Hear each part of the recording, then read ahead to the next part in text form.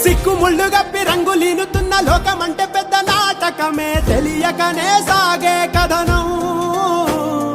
నీవు పెట్టుకున్న నమ్మకాలు అన్ని పక్కదారి బట్టి పోతుంటే కంచికి నీ కదలే దూరం.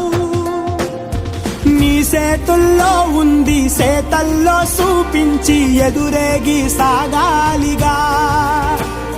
రేపేటవులో తేలాలంటే నువ్వెదురు చూడాలిగా.